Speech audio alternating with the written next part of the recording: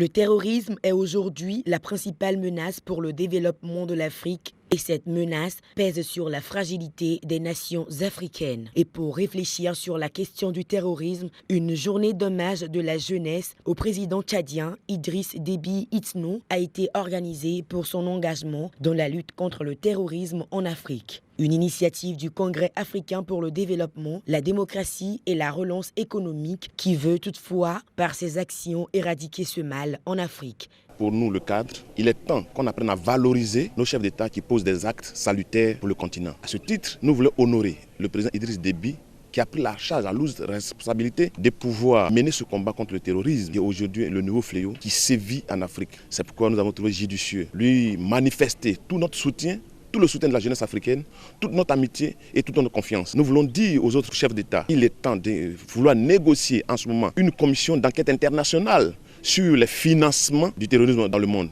Et donc d'ici peu, nous allons saisir le Conseil de sécurité de l'ONU pour qu'une enquête dans ce sens soit menée, pour qu'on sache exactement d'où viennent les financements du terrorisme. L'analphabétisme, le fanatisme, la misère et la solidarité transversale sont entre autres causes du terrorisme. Et pour lutter contre ce fléau, plusieurs mesures doivent être prises. Le cadre, pour sa part, considère que la lutte contre le terrorisme est une affaire de tous et de toutes couches sociales. Il y a tout un panel d'actions à faire. Aller sur l'éducation, la formation et la sensibilisation.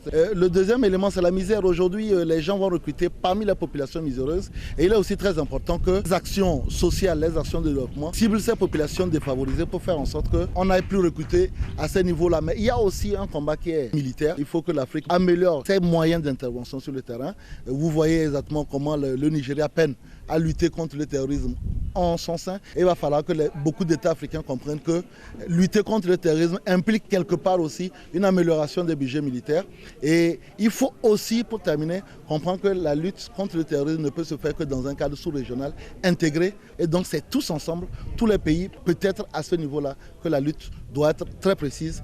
Le cadre est une structure panafricaine créée le 20 juin 2012 à Cotonou au Bénin par des jeunes dynamiques et compte à ce jour 6 représentations sur le continent, au Zimbabwe, au Tchad, en Côte d'Ivoire, au Libéria, au Bénin et au Togo.